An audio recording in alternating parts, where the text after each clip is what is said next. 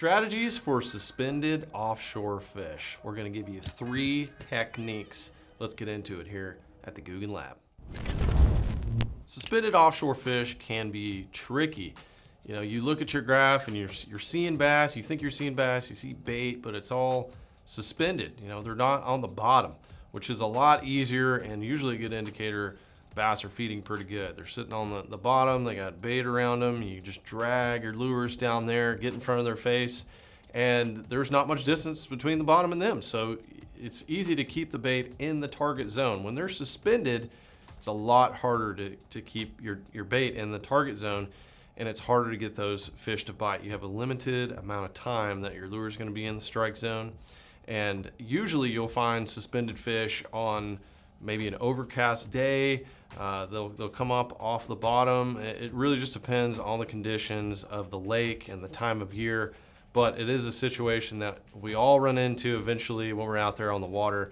And so we're gonna share some strategies, 3 strategies that'll help you catch these fish that are suspended. This is especially effective when we get into the summer months where we see a lot of this start happening. And the first thing I like to pick up, and I really have it tied on all summer and into the fall, is a deep diving crankbait. Like the Grande Recon, this crankbait is gonna dive down there about 14, 15 feet. And usually the best thing to do is to keep your bait above those fish. Crappie and bass will usually keep their eyes above. They'll keep looking up towards the surface at bait, and they'll stay beneath them. You know, similar to a shark going after its prey as well. They'll kind of sneak up from underneath and grab things. So having a deep diving crankbait like that, even if it's not hitting the bottom, can often get those fish to come up and react to it. And I like to throw a crankbait when the water is not clear. So it's stained water, it's got a good color to it. We're not talking about really clear conditions. The rattle of the crankbait, the vibration of the crankbait works really well. The thing you have to remember is you want to throw past your target. So when you think you're on the suspended fish, throw past them, and about midway through your cranking is when you want to intercept those fish. So crankbait, excellent tool. Keep it tied on all summer and fall. Number 2, and probably my favorite, is going to be throwing a boot tail swim bait. This is the Saucy Swimmer right here, 4.8 inch.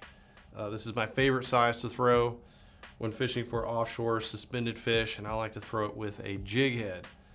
So on a jig head, really easy to hook up on the fish. You know, if you don't have any trees or brush piles that you have to worry about, or even if you do, just keep it in above that.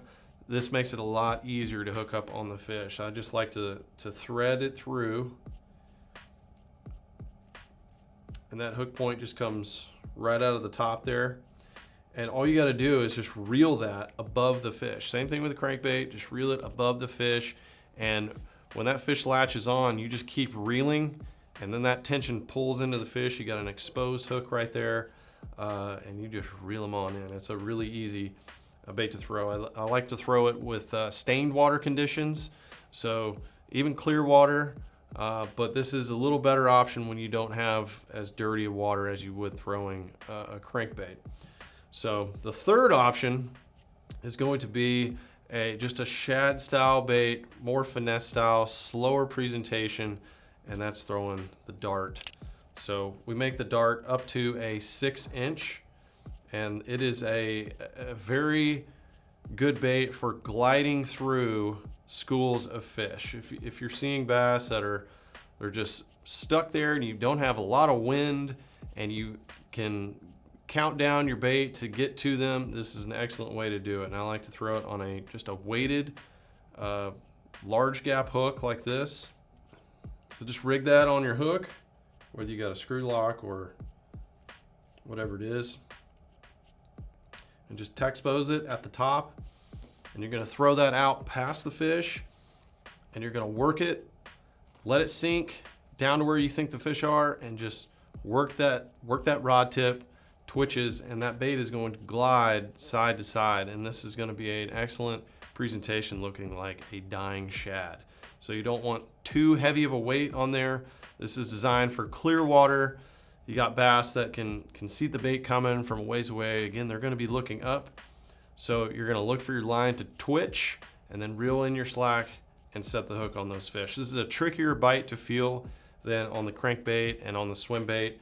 Sometimes I can pick it up without you knowing it, but it is an excellent way to pick up those fish that are suspended that are a little trickier. One more tip for catching fish that are suspended offshore, and anytime I'm fishing offshore, I use a little bit longer rod than I would fishing up shallow. I can get good distance and I get a good hook set when I go to set the hook on those long casts. So those are 3 techniques you can use when you're offshore fishing for suspended fish. If you want to stay tuned for more tips, subscribe right here to the Googan Lab.